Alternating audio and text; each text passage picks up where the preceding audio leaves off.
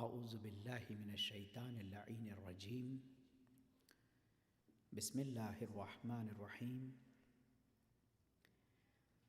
الحمد للہ الذی ہدانا لہذا وما كنا لنہتدی لولا ان ہدانا اللہ لقد جاءت رسل ربنا بالحق ثم الصلاة والسلام علی اشرف الانبیاء والمرسلین سیدنا و نبینا و شفیعنا و حبیب قلوبنا و طبیب نفوسنا مولانا و مولا الکونین جد الحسن والحسین ابی القاسم مصطفیٰ محمد اللہم صلی علی محمد وآل محمد وعلی اہل بیتہ الطیبین الطاہرین المعصومین المظلومین المنتجبین المنتخبین الغر المیامین ولعنۃ اللہ علی اعدائہم اجمعین من آن الی قیام یوم الدین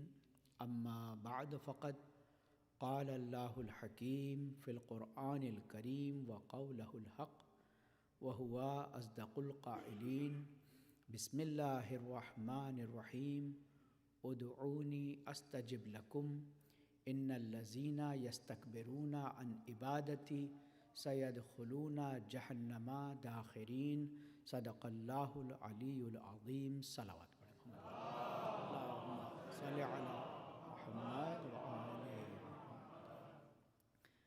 عزیزان گرامی، ہم سب کربلا والوں کے ماننے والے ہیں، تو سب سے پہلی شرط ہے کہ ہم صابر ہوں۔ میں خطبہ بہت آہستہ آواز میں پڑھتا ہوں، میں اکثر دیکھتا ہوں کہ فوراً مینجمنٹ کو ٹیکسٹ آنے لگ جاتے ہیں کہ مولانا کی آواز نہیں آ رہی، تو تھوڑا سا پیشنس رکھا کریں، بالخصوص وہ لوگ جو یہاں سے نہیں سنتے ہیں، آن لائن سنتے ہیں، تھوڑا سا صبر کریں، اور ان کو کہا جاتا ہے کہ آواز بڑھائیے، سمجھیں نا انشاءاللہ۔ قرآن مجید کی سورہ زمر کی جس آئے وافی ہدایہ کی میں نے تلاوت کا شرف حاصل کیا، وہ آیت پروردگار عالم کے حکم کو بیان کرتی ہے، اور وہ حکم کیا دے رہا ہے؟ ادعونی استجب لکم، مجھے پکارو میں تمہارا جواب دوں گا۔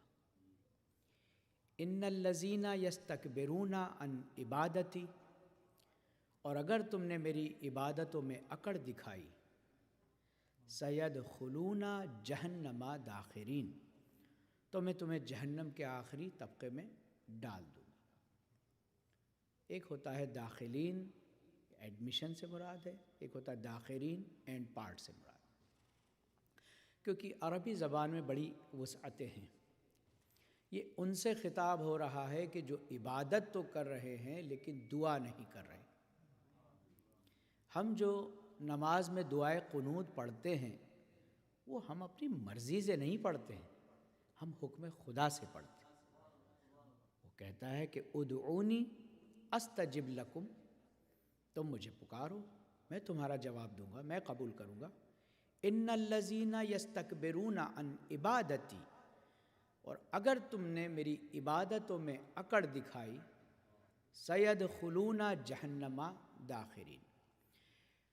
عزیزان گرامی، اب ہم چلتے ہیں اس آیت کے بعد اس امام کی خدمت میں کہ جس کا کلام امام الکلام ہے، امام علی بن ابی طالب علیہ الصلوۃ والسلام۔ اللہم صلی علی محمد وآل محمد۔ امام علی علیہ الصلوۃ والسلام کی ایک ملکوتی دعا ہے، دعائے کمیل کے نام سے۔ کمیل ابن زیاد کے ذریعے سے امام نے دعا کو ودیت فرمایا، دعا کو تعلیم فرمایا۔ اب ہمارے درمیان بھی گروہ ہو گئے، کہنے لگے کہ ہم یہ دعا کیوں پڑھیں، اس میں تو یہ کہا جا رہا ہے کہ خدایا میرے گناہوں کو معاف کر دے۔ تو مولا کیسے گناہ کریں گے جو ان کے گناہ معاف ہوں؟ وہ تو اچھا ہوا مولا نے اس دعا کو دعائے کمیل کہہ دیا، وہ سکھا رہے ہیں۔ اچھا، قرآن کس کی کتاب ہے؟ اللہ کی ہے، اس میں تو کوئی شک نہیں۔ اب اللہ کہے گا کہ شروع کرتا ہوں اللہ کے نام سے جو رحمان و رحیم ہے، وہ کہے گا، وہ کہہ رہا ہے، لیکن باب تعلیم میں ہمیں سکھا رہا ہے کہ ایسے کہو۔ اگر کہیں مولا کی باتوں میں، دعاؤں میں یہ بات نظر آئے کہ خدایا میرے گناہوں کو معاف کر دے، تو اس سے مراد یہ نہیں کہ میرا مولا نعوذ باللہ عیاذا باللہ وہ گناہ گار ہے، بلکہ وہ ہمیں سکھا رہا ہے۔ ورنہ اللہ تھوڑی کہے گا شروع کرتا ہوں اللہ کے نام سے جو رحمان و رحیم ہے۔ جب teacher a B C D پڑھاتا ہے تو کیا وہ اے بی سی ڈی پڑھتا ہے؟ کیا اس کو آتی نہیں ہے؟ وہ باب تعلیم میں پڑھتا ہے۔ جب پڑھا رہا ہوتا ہے بچے کو، تو ہم شاگرد ہیں مولا کائنات کے، صبح قیامت تک وہ ہماری نسلوں کی ہدایت کریں گے۔ لہٰذا یہ کہہ کر اس ملکوتی دعا کو چھوڑ دینا، اس کو ہم صرف پڑھ لیتے ہیں۔ دعائے کمیل وہ دعا ہے کہ جس میں 18 ایپلیکیشن ہیں معاف کرانے کی، کیونکہ ہم کبھی غور نہیں کرتے ہیں، صرف مومنین کو تو 2-4 ہی جملے پڑھنے کو ملتے ہیں، سمجھ رہے نا، یا رب یا رب یا رب پڑھتے ہیں، یا تو ساتھ ساتھ، ورنہ پڑھنا چاہیے اس کو ٹرانسلیشن۔ 18 ایپلیکیشنز ہیں اس میں معاف کرانے کی۔ خود مولا کائنات نے 5 طرح سے گناہ کو، اور ان کی جو ہے کس گناہ کی کیا نقصانات ہیں، سمجھ رہے نا، اللہم اغفر لی الذنوب التی تحتق الاسم، سمجھ رہے نا، اس کے الگ معنی ہیں۔ تحبس الدعاء اس کے الگ معنی ہے۔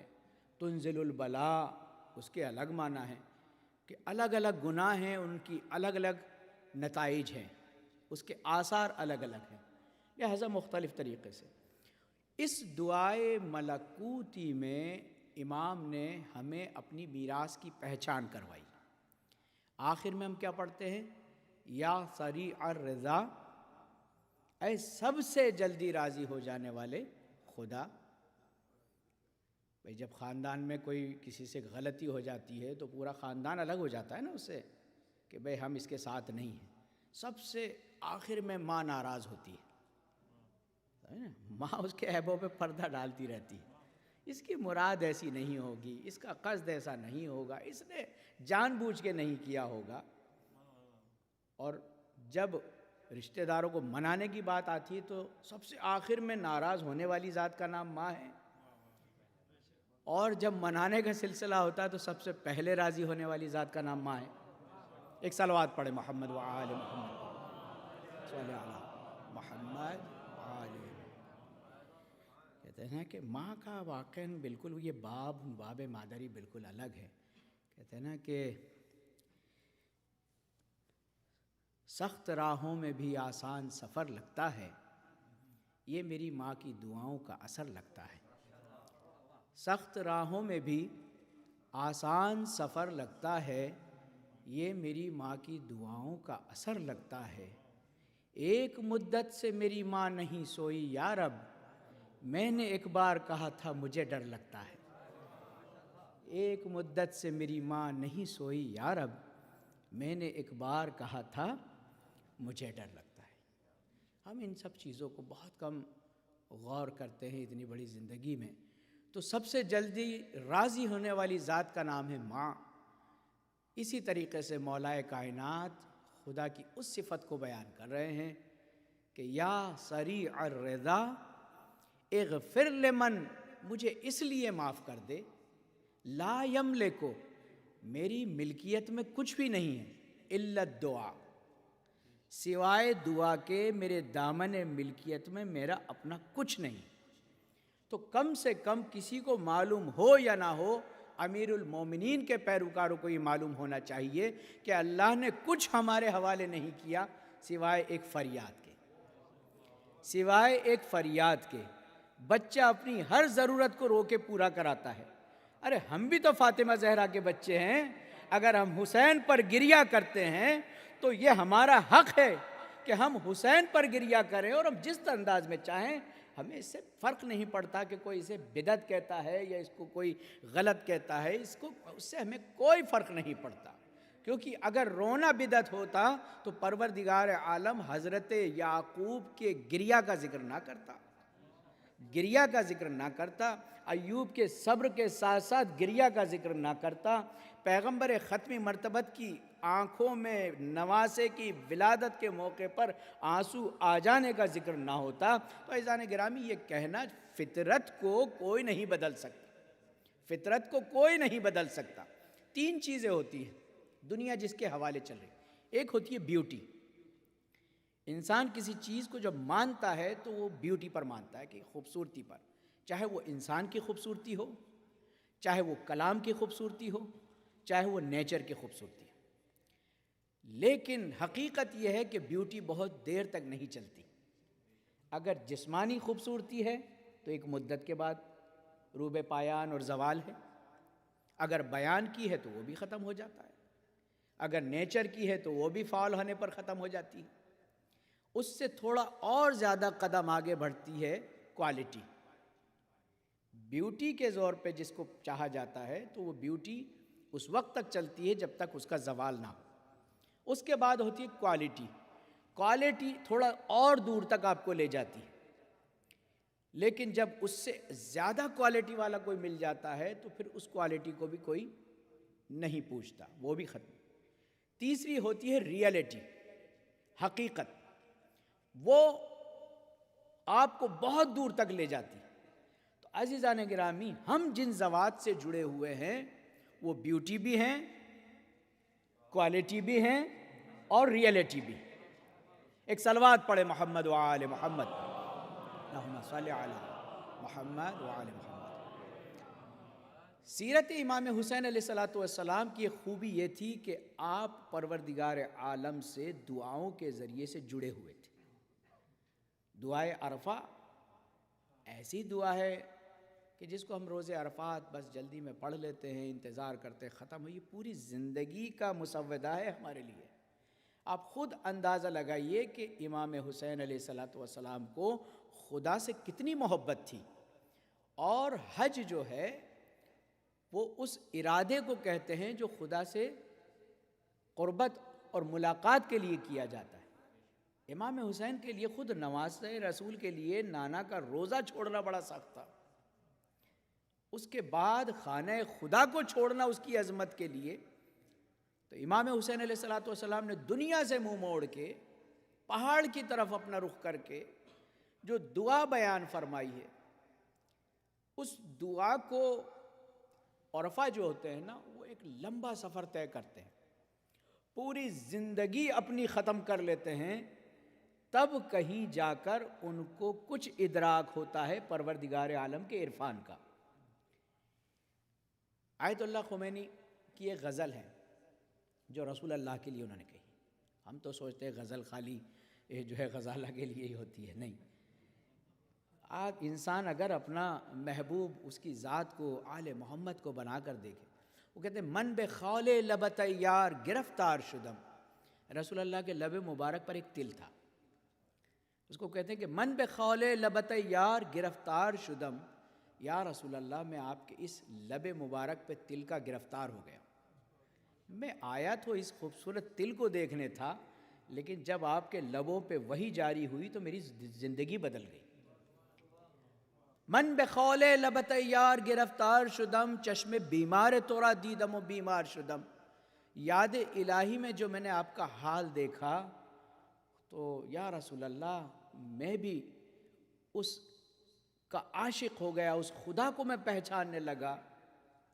پھر ایک عجیب سا شعر خمینی صاحب نے کہا، وہ ہمارے سمجھ میں بھی نہیں آتا تھا، ہم بچے ہوتے تھے، چھوٹے ہوتے تھے۔ وہ کہتے کہ من از مسجد و مدرسے بیزار شدم۔ لوگ تو مسجد بنوا رہے ہیں کہ وہ آئیں، مدرسے بنوا رہے ہیں کہ اس کو چلائیں۔ امام خمینی کہتے ہیں کہ من از مسجد و مدرسے بیزار شدم۔ تو ہم کہتے تھے کہ شاید مسجد میں مومنین سوال پوچھ پوچھ کے تنگ کرتے تھے، سمجھ نا، جب تک کہ مطلب کا جواب نہ مل جائے وہ پوچھتے رہتے، سمجھ نا، اور ہر مولوی سے پوچھتے وہی سوال۔ اچھی بات ہے پوچھنا، لیکن ہمارے اور آپ کے چوتھے امام نے فرمایا کہ بیجا سوال پوچھنے سے بھی دعا قبول نہیں ہوتی، جس کے کوئی میننگ ہے۔ ایک صاحب کہنے لگے مولانا شیطان کی زوجہ کا نام کیا تھا؟ اب لوگ حیران کہ ان کو شیطان کی زوجہ کہاں یاد آ گئی بیچ مجلس میں۔ انہوں نے کہا بھائی وہ سب کی نامحرم ہے، ادھر آؤ کان میں بتاتا ہوں۔ اب وہ شوق میں پہنچ گئے کہ شیطان کی زوجہ کا تو نام پتہ چل جائے گا۔ جب وہ گئے تو انہوں نے 2-4 موٹی موٹی سنائی، تو لوگوں نے کہا کیا نام تھا؟ سب اسی اشتیاق میں کہ مجلس ختم اور ہم بھی معلوم کریں شیطان کی زوجہ کا نام کیا تھا۔ کہنے لگا بڑا سنگین نام ہے، خود ہی پوچھ لو۔ تو چوتھے امام فرماتے ہیں کہ جس کا تعلق ہمیں کیا مطلب ہے شیطان کی زوجہ اور اس کے بچوں کے نام سے؟ کہتے ہیں نا کہ جس گاؤں جانا نہیں اس کا راستہ کیا پوچھنا؟ سمجھ رہے ہیں؟ ہمیں کیا کرنا نا، رشتے کر رہے ہیں۔ تو کہتے تھے کہ من از مسجد و مدرسے بیزار شدہ۔ ہم سوچتے تھے کہ شاید مومنین سوال کرتے ہوں گے مسجد میں اور مدرسے میں طالب علم تنگ کرتے ہوں گے، ہوتا ہے نا کہ پڑھتے نہیں ہیں۔ تو جب ہم نے یہ بات کی تو ہمارے استاد بڑے ہنسے، کہنے لگے بیٹا یہ عرفانی غزل ہے، یہ تو ہمارے اور آپ کے ترجمے کی نہیں۔ کہتے ہیں کہ یہاں پر امام خمینی کی مراد یہ ہے کہ من از مسجد و مدرسے بیزار شدم، کہ خدایا یہ مسجد اور یہ مدرسہ میرا ہدف نہیں ہے، یہ مسجد اور یہ مدرسہ میرا ہدف نہیں ہے، میرا راستہ ہے۔ اب میں کب تک اس راستے میں پڑا رہوں؟ میں تیرا عرفان چاہتا ہوں، میں اب تیری ذات سے ملنا چاہتا ہوں، اب میں تجھے پا لینا چاہتا ہوں، چونکہ یہ وسیلہ ہے، یہ راستہ ہے، یہ میری منزل نہیں ہے۔ تو عزیزان گرامی، امام حسین علیہ السلام نے جو دعائے عرفہ میں ہمیں سکھایا ہے وہ یہی سکھایا ہے، کیونکہ جن جن کلمات کا آپ استعمال کہ خدایا تو نے ہی تو کہا ہے کہ مجھے میرے آثار سے پہچانو، میں کیسے تجھے تیرے آثار سے پہچانوں کہ یہ تو تیرے بنائے ہوئے ہیں، جو تیری مخلوق ہے اس کے ذریعے میں تجھے کیسے پہچانوں؟ سمجھنا؟ تو یہ ہم اور آپ کہہ سکتے ہیں، امام حسین کہہ سکتے ہیں اس بات کو، کیونکہ ان کی معرفت آثار سے کہیں آگے جا کے لو کشف الغطا لمزددت یقینا، مولا کائنات فرماتے ہیں کہ خدایا میرے سامنے سے لوح قدس کے پردے بھی ہٹا دیے جائیں تو میرے یقین میں کوئی اضافہ نہیں ہوگا۔ میں تجھے ابھی اس حال میں جتنی میں تیری معرفت رکھتا ہوں، میری معرفت میں ذرہ برابر فرق نہیں آئے گا۔ تو یہ اس حسین کے اس علی کے فرزند ہیں، اس امام کے فرزند امام حسین علیہ السلام، جن کی سیرت جو ہے وہ پروردگار عالم سے مانگنے والی دعا کی سیرت ہے۔ دعائے عرفہ کا بہت لمبا سفر جو ہے امام حسین علیہ السلام نے 2 جملوں میں طے کرا دیا، جس کے لیے زندگی بھر سفر کرتے ہیں عارف، سمجھ رہے نا؟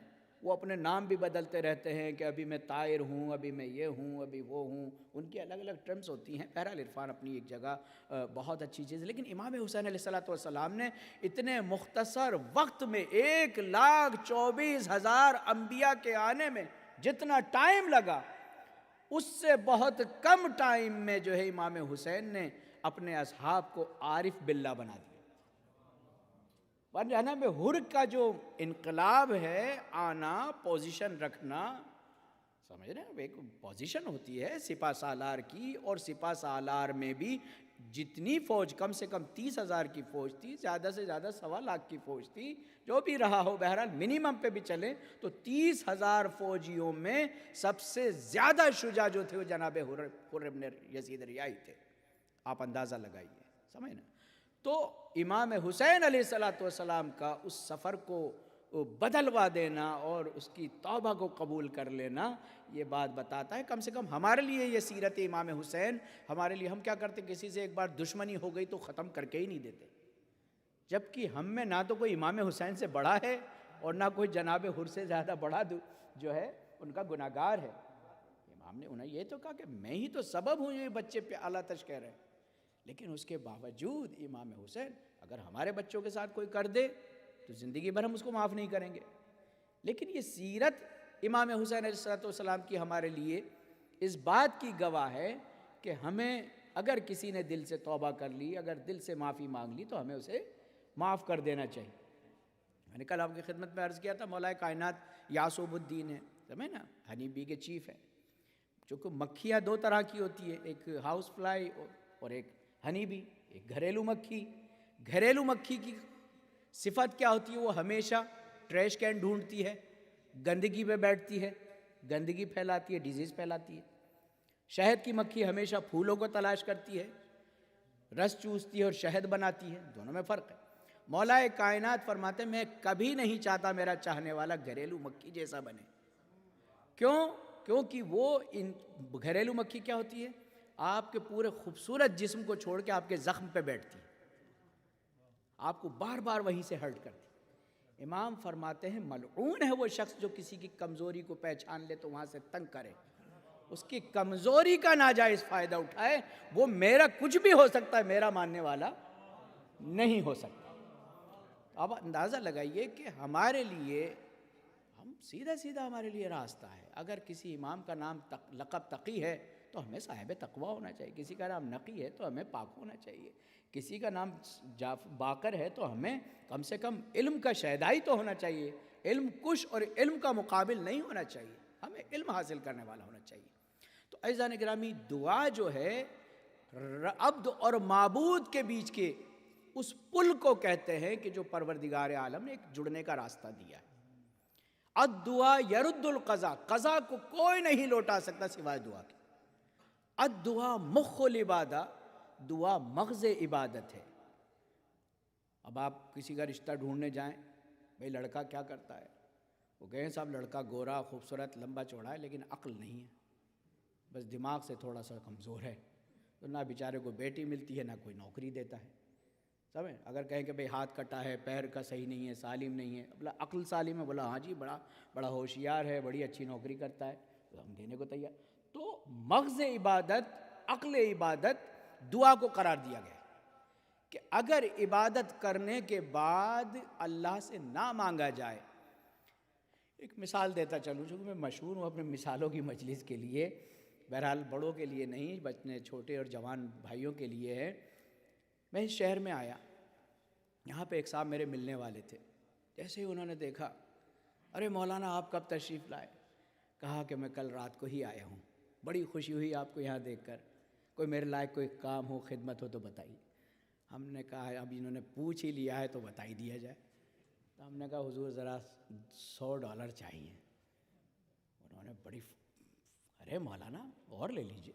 بولا نہیں 100 ہی چاہیے. جب انہوں نے 100 دے دیے, 2 گھنٹے گزرے, پھر مل گئے, اور سب صحیح ہے. بولا حضور $200 اور چاہیے. اب وہ بات نہیں ہے جو پہلی بار میں تھی. انہوں نے دے دیے. دوسرے دن پھر مل گئے. میں نے کہا حضور ذرا سا کام یاد آ گیا, پیسوں کی کمی ہو گئی, ذرا $100. کہتے ہیں بڑے شاہ خرچے ہیں آپ. اب ایک جملہ بھی پیسے کے ساتھ. شام کو پھر ہمیں نظر آ گئے, ہم نے سلام کیا, وہ ایسے ہو گئے جیسے ہم نے دیکھا ہی نہیں. ہم بھی تیز تھے, ہم نے ان کا پتہ معلوم کر لیا, ان کے گھر پہنچ گئے. دروازہ کھٹکھٹایا تو اندر سے بچے کو بھیجا, کہا وہ داڑھی والے ہوں تو ان سے کہنا بابا گھر پہ نہیں ہے. اس نے کہا کہ بابا کہہ رہے ہیں کہ بابا گھر پہ نہیں. اب وہ ہمیں ملے نہیں. تو اب ہوا یہ کہ پیسے تو نہیں ملے, اور لیکن ایک دوست بھی ہاتھ سے چلا گیا. عزیزو, عبد اور معبود میں یہی فرق ہے کہ بندہ مانگنے سے دور ہو جاتا ہے اور معبود مانگنے سے قریب ہو جاتا ہے. اس سے جتنا مانگا جائے, بندے سے جتنا مانگا جائے, وہ آپ سے دور ہوتا چلا جائے گا. لیکن اگر رب سے مانگا جائے تو جتنا مانگیں گے آپ عارف کہلائیں گے. صلوات پڑھے محمد و آل محمد پر.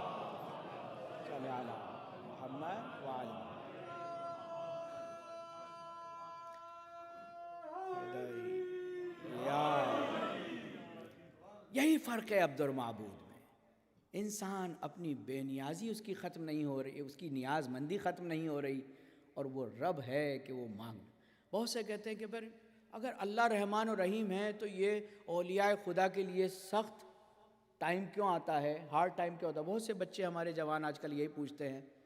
تو ان سے یہ کہتے ہیں کہ بھائی اگر اسموتھ راستہ ہوتا تو ڈرائیور کو نیند آ جاتی. اس لیے کبھی کبھی آپ نے دیکھا ہوگا کہ راستوں کو ایسا ہی رکھا جاتا ہے کہ وہ بیدار رہے.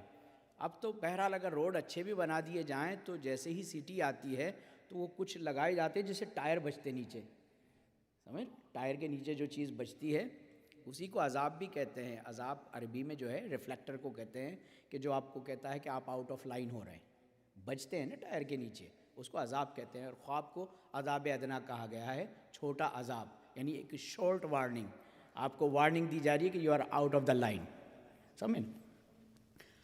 تو سختیاں انسان کو بیدار کرنے کے لیے، آنکھیں کھولنے کے لیے، امتحان کے لیے ہوتی ہیں. ممکن ہے آپ کی آواز پروردگار عالم کو پسند ہو، اس کو پسند ہو.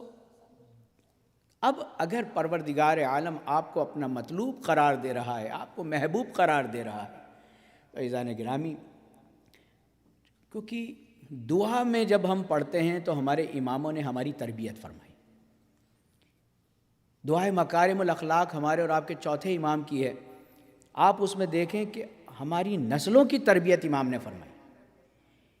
الہی البسنی زینت المتقین، میرے معبود مجھے متقین کا لباس پہنا دے.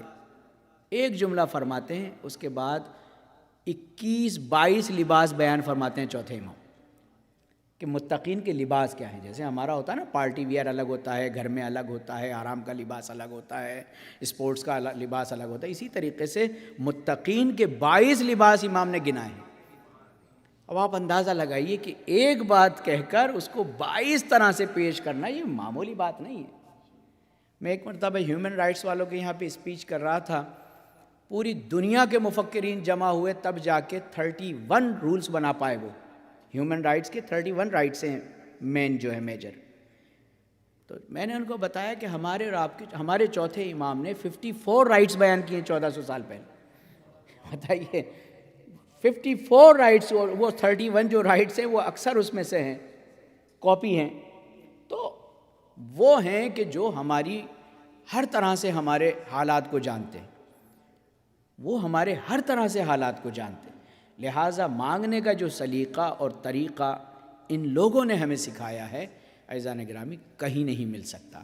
تو پھر ہم کیوں ان سے نہ مانگیں، کیوں ان کے ذریعے ہم نہ جائیں؟ ہمیں کیا معلوم کہ اللہ کو کیسے پکارا جاتا ہے؟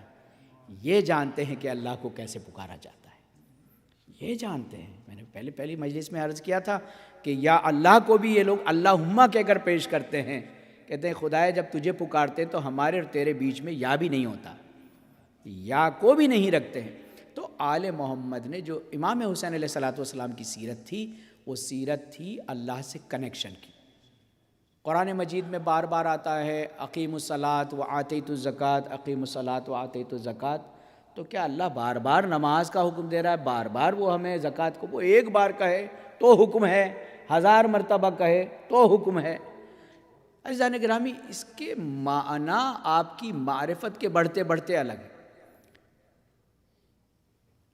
ایک معنی یہ بھی ہے کہ صلاۃ سے مراد اللہ سے کنیکشن، اور زکوٰۃ سے مراد بندے سے کنیکشن. کہ پروردگار عالم کیا کرتا ہے کہ بندے سے بھی جڑواتا ہے. ایک چھوٹی سی مثال دیتا چلوں. ہمارے 2 برادر یہاں بیٹھے ہیں، دونوں کے پاس موبائل ہیں. اگر یہ فون ملائیں ان کو تو قربت کی وجہ سے کیا ڈائریکٹ مل جائے گا؟ پہلے کہا جائے گا اس کا جو سیٹلائٹ ہے، سینٹر ہے، جو بھی کیا کہتے ہیں IT والے، مجھے نہیں معلوم، سمجھ، مجھے تو 1010 کا بھی نہیں معلوم، سمجھ نا. لیکن اس کے معنی ہے عدم وجود، عدم وجود، عدم وجود. اکثر ہم کہتے بھی ہیں نا کہ بھئی آپ 0 لگا دیں، 0 + 0 = 0، 0 + 0 + 0. اگر اس میں ایک عصمت کا 1 لگا دیں تو ہر 0 اپنی ویلیو بتاتا ہے. اگر 0 0 0 ٹوٹل کرے تو 0 ہی ہوتا ہے، لیکن اگر عصمت کا 1 لگا دیا جائے، اگر ہم اس سے جڑ جائیں یا مثلا پروردگار عالم سے ہم جڑ جائیں تو ہمارا ہر 0 جو ہے اپنی ویلیو بتاتا ہے. سمجھے نا؟ ایک صلوات پڑھے محمد وآل محمد. کیا عرض کر رہا تھا؟ انسان کے لیے پروردگار عالم سے کنیکشن، تو یہ سیٹلائٹ پہلے اپنے مرکز پہ جاتا ہے، پھر وہاں سے دوسری ڈیوائس پہ آتا ہے. آتا ہے نہیں آتا ہے؟ قربت سے کوئی تو جب ایک بندہ پروردگار عالم سے مانگتا ہے تو پروردگار عالم دوسرے میں فارورڈ کرتا ہے اس کال کو. کہتا ہے نا کہ میں نے مانگا تو اللہ سے تھا، یہ میرے دوست کیسے میری مدد کو آ گئے، سمجھ رہے نا؟ تو یہ کنیکشن سے مراد ہے کہ جب ہم اس سے کنیکٹ ہو جاتے ہیں. اور حدیث معراج میں بھی یہ رسول اللہ سے یہ فرمایا پروردگار عالم نے کہ یا احمد وجبت محبتی متحابین فی، اے احمد میں نے 4 طرح کے لوگوں پر اپنی محبت کو واجب کر دیا. متحابین فی، وہ لوگ جو محبت کریں ایک دوسرے سے میری وجہ سے. یہ نہیں کہ یہ میرا بزنس پارٹنر ہے، یہ میرا رشتہ دار ہے، یہ میرا دوست ہے، نہیں. وجہ محبت میں رہوں کہ یہ اللہ کا بندہ ہے اور میں بھی اللہ کا بندہ ہوں، یہ اللہ کی مخلوق ہے، میں بھی اللہ کی. اگر آپ نے اس ارادے سے کسی حیوان سے بھی محبت کا اظہار کیا تو خداوند عالم اس کا جواب دیتا ہے. متحابین فی متقاطعین فی، اور وہ لوگ جو الگ ہوں اس کی وجہ آپسی دشمنی نہ ہو بلکہ میری وجہ ہو، کہ تم اللہ کے ساتھ گستاخی کرتے ہو لہٰذا کفر کرتے ہو، شرک کرتے ہو، میں آپ کے ساتھ نہیں رہوں. وہ متواصلین فی، اور واپس اگر جڑے تو اس کی وجہ بھی میں رہوں. وہ متوسلین فی، اور جو توسل کرتے ہیں مجھ سے یا میرے بتائے ہوئے راستوں کے ذریعے سے میرے پاس آتے ہیں تو احمد اے میرے نبی، میں نے ان پر اپنی محبت کو واجب قرار. اللہ کے لیے واجب مستحب تھوڑی ہوتا ہے، وجب تو محبت ہی.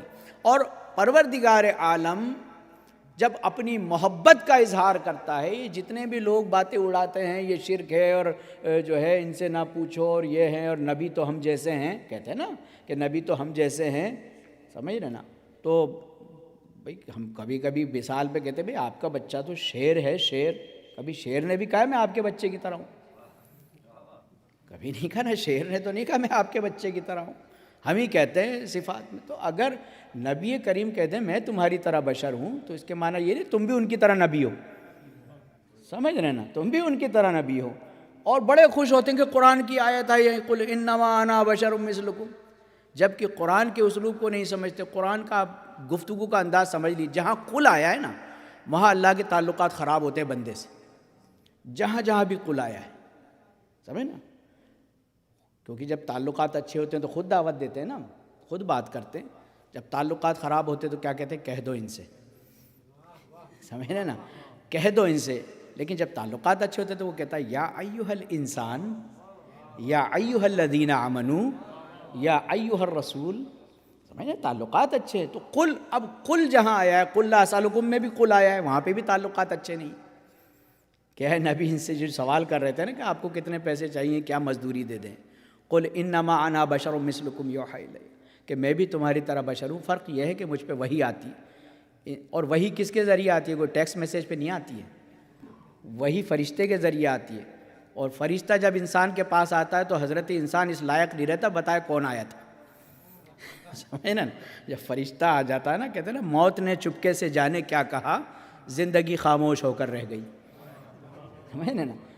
موت نے چپکے سے جانے کیا کہا، زندگی خاموش ہو کر رہ گئی. تو وہ انسان مقابلہ کر رہا ہے اس نبی سے، جبکہ یہ نہیں معلوم تعلقات خراب ہیں، اور اس مجبوری میں اللہ کہلوا رہا ہے کہ اے میرے رسول ان سے کہہ دو کہ میں بھی تمہاری طرح بشر ہوں، لیکن فرق یہ ہے کہ مجھ پہ وحی آتی ہے. لیکن یہاں پر میں بھی تمہاری طرح بشر ہوں کہنے کی وجہ یہ رہی ہے کہ جب انہوں نے رسول اللہ کے سارے رائٹس ختم کر دیے مکہ کے تو انہوں نے کہا تم مجھے کچھ مانو یا نہ مانو، مجھے یہاں کا سٹیزن تو مانو. جو رائٹ تمہارے ہیں وہ رائٹ ایز اے مکن میرے بھی تو رائٹس ہیں، اس لیے میں بھی تمہاری طرح ہوں. یعنی جو رائٹس تم کم سے کم تم مجھے نبی نہ مانو، کم سے کم وہ رائٹس تو دو جو میرے ایز اے ہیومن بینگ میرے رائٹس ہیں. تو بہرحال بہت ساری چیزیں ہیں. کبھی کبھی تعلقات کی بات ہو جاتی ہے کہ صاحب ہم تو اللہ سے محبت کرتے ہیں، سمجھ رہے نا؟ اللہ سے محبت کرتے ہیں. الگ الگ طریقے کے فرقے دربار چلے رہے کہ بھئی رسول کی کیا ضرورت ہے، ہم تو اللہ سے. قرآن مجید میں خود پروردگار عالم کہہ رہا ہے قل ان کنتم تحبون اللہ فاتبعونی، اے میرے رسول ان سے کہہ دو کہ تم اللہ سے محبت کا دعویٰ کرتے ہو تو میری اتباع کرو، میری پیروی کرو. یحببکم اللہ، تب اللہ تم سے محبت کرے گا. یغفر لکم ذنوبکم، اور تمہارے گناہوں کو بھی معاف کر دے گا. تو پتہ چلا وہ محبت جو بغیر رسول کے تھی وہ گناہ گار بنا رہی تھی نہ کہ محب بنا رہی تھی. سمجھ نا؟ تو بغیر رسالت مآب کے ہم اللہ سے محبت بھی کیسے کریں؟ چونکہ ہمیں تو سلیقہ محبت ہی نہیں آتا کہ اس کو پکار، ہمیں تو یہ بھی نہیں معلوم کہ وہ سنگولر ہے یا پلورل ہے۔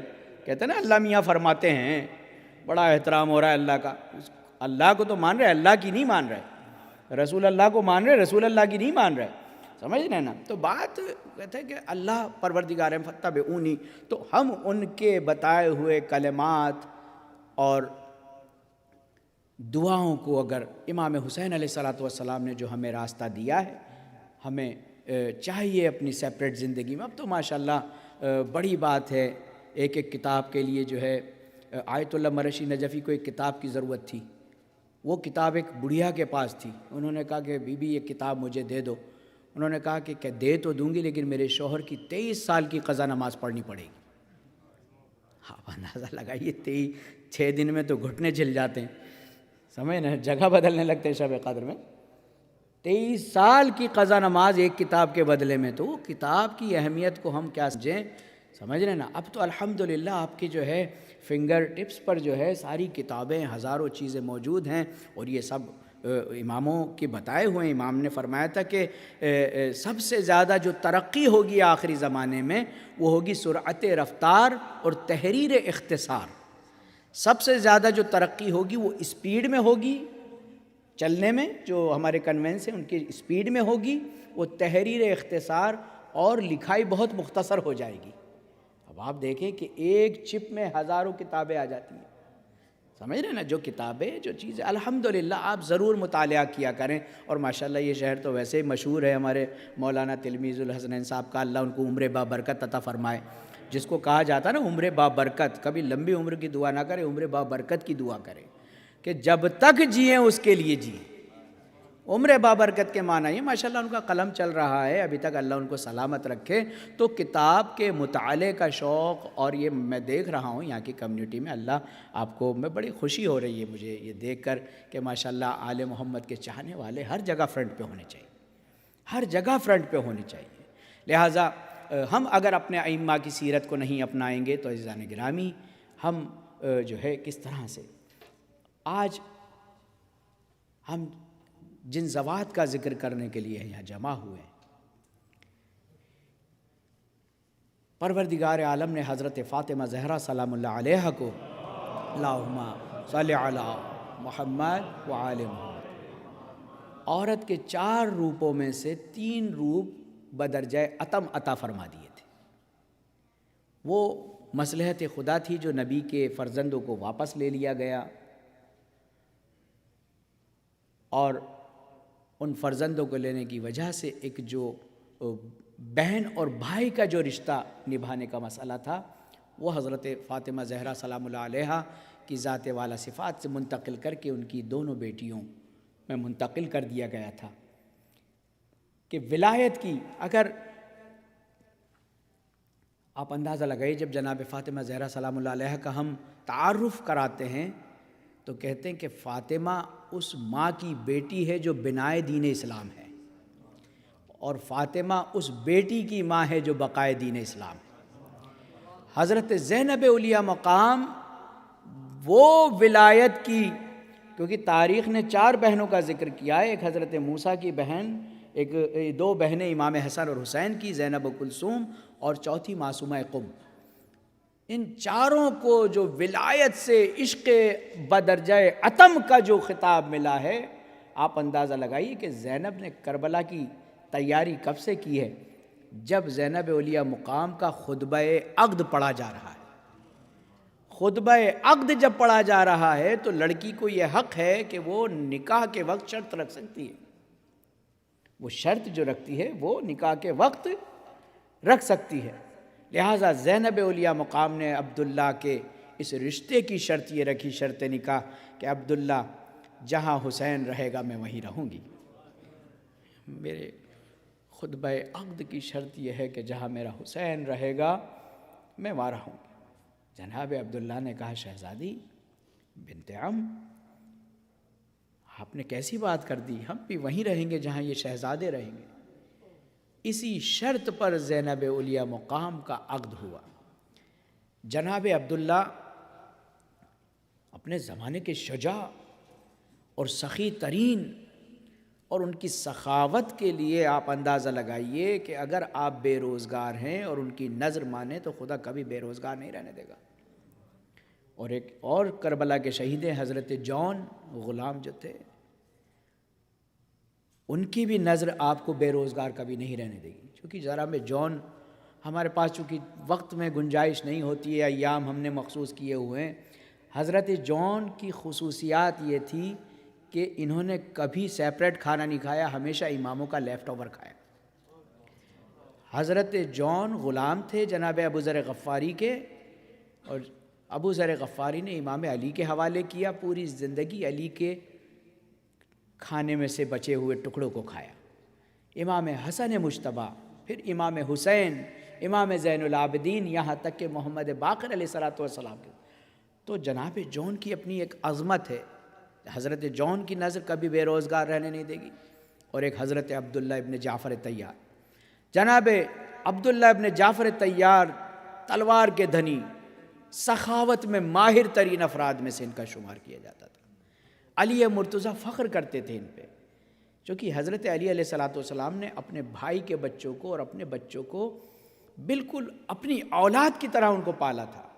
اپنی اولاد، چونکہ حسن اور حسین تو معصوم تھے، منصوص من اللہ تھے، لیکن دیگر اولادوں کو بھی اتنا قریب عصمت کے کر دیا تھا کہ ان کی زندگیوں میں لغزش نظر نہیں۔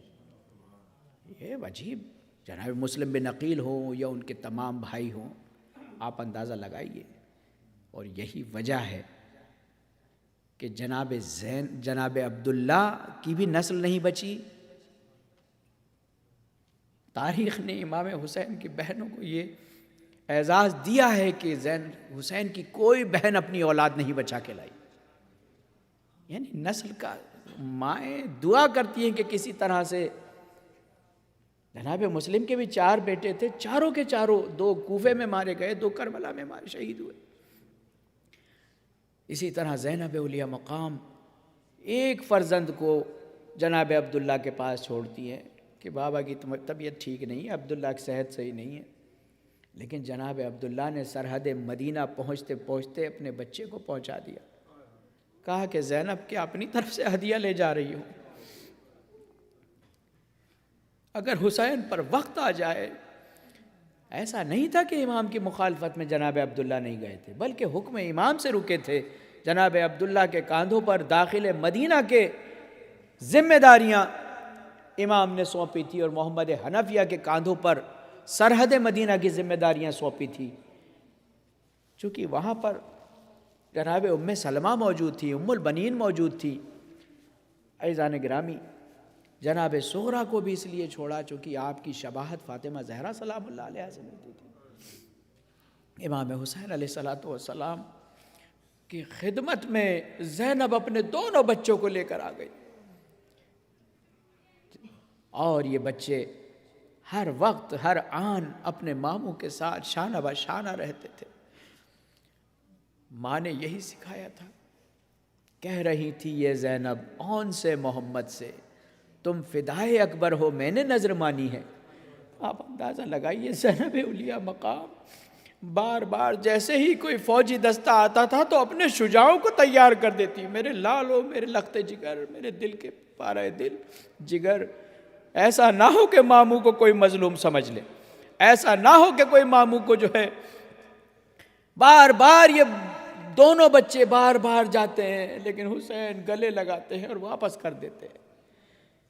کربلا میں شہادت کا بازار گرم ہو گیا ہے، صبح سے شہادتیں شروع ہو گئی۔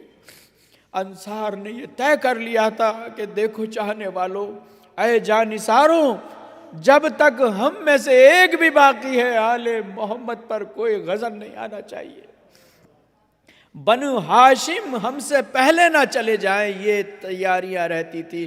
لہٰذا امام سے کہتے تھے فرزند رسول پر ہماری خواہش اتنی ہے، اور ہر شہید اپنے بعد والے سے یہ وصیت کر کے جاتا تھا کہ اس سید کا خیال رکھنا، آل نبی کا خیال رکھنا۔ عزیزو، ایک کے بعد ایک جانثار بھی اس دنیا سے چلا گیا، امام ان کے لاشوں پہ لاشیں اٹھا چکے۔ میرا امام غم سے چور چور ہے۔ لیکن ایک مرتبہ زینب اولیاء مقام نے جب بھائی کو دیکھا کہ اپنے دوستوں کا لاشا اٹھا چکے، اپنے انصار کا لاشا اٹھا چکے، اپنے جانثاروں پر گریہ کر چکے، ایک مرتبہ زینب اولیاء مقام نے پوچھا کیا بات ہے میرے لالوں، کیوں پریشان ہو؟ کہا مادر گرامی ماموں ہمیں واپس لوٹا دیتے ہیں۔ عزیزان گرامی، ارے وہ موت کا بازار تھا، اگر کوئی بھی چلا جاتا تو مارا جاتا اس میں، لیکن ان جوانوں نے بتایا کہ مادر گرامی امام کی اجازت کے بغیر موت کو بھی حرام سمجھتے ہیں، موت کو بھی حرام سمجھتے ہیں، جب تک میرا ماموں اجازت نہیں دیتا۔ ایک مرتبہ زینب اولیاء مقام آتی ہے اور دونوں بچوں کے ہاتھوں کو پکڑ کر لاتی ہیں، اور لانے کے بعد کہتی ہیں بھیا، اے بھیا، اب میں اپنے ان دو فرزندوں کو لے کر آئی ہوں، ایک میری جانب سے ہے، ایک عبداللہ کی جانب سے ہے۔ اے میرے ماں جائے، عبداللہ سے میں وعدہ کر چکی ہوں، لہٰذا میں اس کے قربانی کو واپس نہیں لے جا سکتی، اور اگر عبداللہ قربانی پیش کریں گے تو زینب کس طرح بغیر قربانی کے رہ جائے۔ اے میرے ماں جائے، میرے فرزندوں کو اجازت دے دیجئے، مجھے روز قیامت اپنی مادر گرامی کو منہ دکھانا ہے۔ اگر مجھ سے کہا زینب میرا فرزند تنہا تھا، ایک مرتبہ حسین نے دونوں کو سینے سے لگایا اور ماں سے کہا کہ ٹھیک ہے میں ان کو اجازت دیتا ہوں، لیکن تاریخ لکھتی ہے حسین نے بڑا گریہ کیا، اون و محمد کو گھوڑوں پہ سوار کیا، اور جانے کے بعد بار بار ان کو آواز دے کر روک لیا، اور اس کے بعد امام نے گریہ فرمایا، کبھی اون کی پیشانی کو چوما، کبھی محمد کی پیشانی کو چوما۔ ارے یہ دونوں میدان قتال میں آئے، ایسا رجز پڑا کہ لوگوں کو دوہری شجاعت یاد آ گئی۔ ارے جب جعفر طیار، عبداللہ ابن جعفر طیار کی شجاعت یاد آ گئی، دوسری طرف علی مرتضیٰ جو نانا ہے ان کی شجاعت یاد آ گئی۔ دونوں بھائیوں نے حملہ کرنا شروع کیا، کسی کی مجال نہیں جو عبداللہ ابن جعفر طیار کے فرزندوں اون و محمد جناب زینب کے نونہالوں کے مقابلے میں آتا۔ جو بھی آتا دونوں بھائی اتنی شجاعت سے جنگ کرتے، اتنی شجاعت سے جنگ کرتے، تاریخ لکھتی ہے ماں نے کہہ دیا تھا اے میرے فرزندوں خبردار نہر فرات کی جانب نہ جانا، نہر فرات کی سمت نہ جانا، ارے یہ خیال کر لینا ارے سکینہ و اصغر بھی پیاسے ہیں، لہٰذا دونوں بھائی کبھی قبضہ کرتے ہیں واپس آ جاتے ہیں، قبضہ کرتے ہیں واپس آ جاتے ہیں۔ ایک مرتبہ عزیزو عرب کا دستور تھا، ایک کے مقابلے میں ایک لڑتا تھا، دو کے مقابلے میں دو لڑتے تھے، لیکن یہ سارے قانون آل محمد کے لیے ختم کر دیے گئے۔ ارے ایک مرتبہ دستوں نے دست جمی حملہ کیا، اون و محمد میں جدائی ڈالی، اون لڑتے لڑتے بہت آگے نکل گئے، محمد واپس آ گئے۔ ایک مرتبہ جب یہ دونوں جدا ہو گئے ان کے گھوڑوں کو گرا دیا گیا۔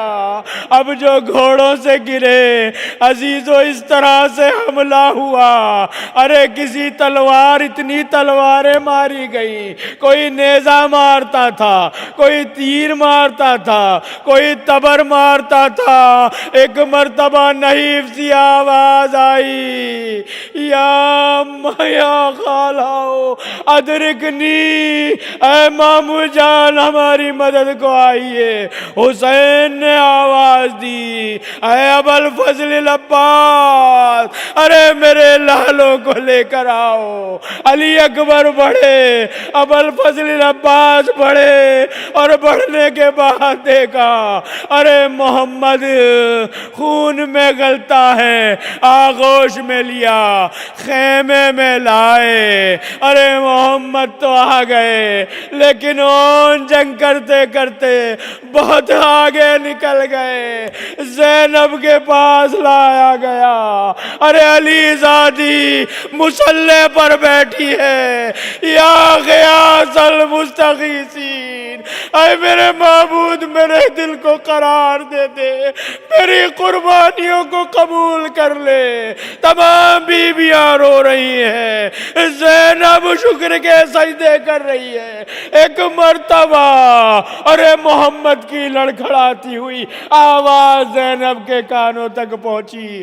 حسین نے کہا اے زینب یہ بچہ کچھ کہنا چاہتا ہے۔ اب جو لبوں کو دیکھا میرے لال، ارے میں تم پہ ماں جائے پہ قربان کر چکی۔ کہا مادر گرامی، ارے میں اتنا بتانا چاہتا ہوں، بھیا نے بڑی شجاعانہ جنگ کی۔ اے مادر گرامی، ارے ہم نے آپ کی بات کا پاس و لحاظ رکھا، ہم نہر فرات کے کنارے نہ گئے۔ ارے بھیا لڑتے ہوئے نہر سے آگے نکل گئے۔ اے مادر گرامی، اب تو آپ ہم سے خوش ہیں، بس اتنا کہنا تھا۔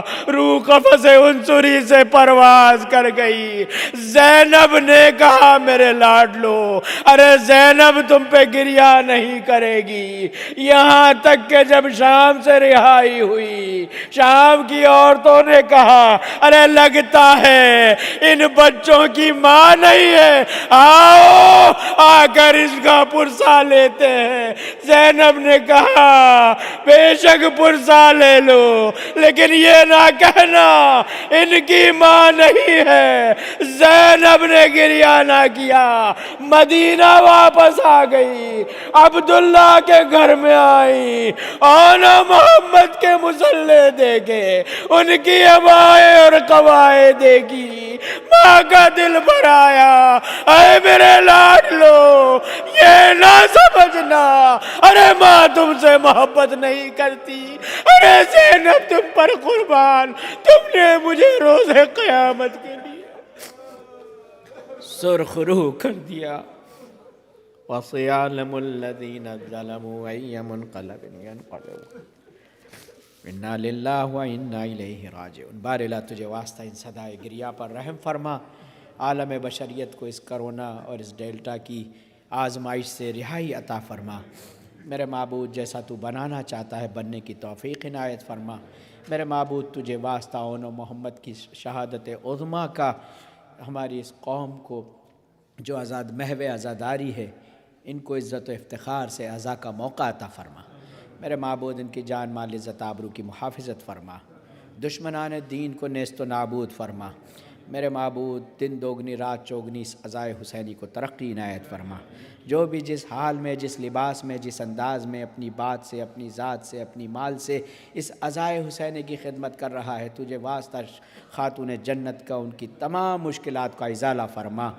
میرے معبود علماء اعلیٰ مراج کرام رہبر انقلاب کو عمر بابرکت عنایت فرما، یوسف زہرا کے ظہور میں تعجیل فرما، ہم سب کو مزدوران جنت البقیع میں شمار فرما، ہم سب کی آخرت و عاقبت بخیر فرما۔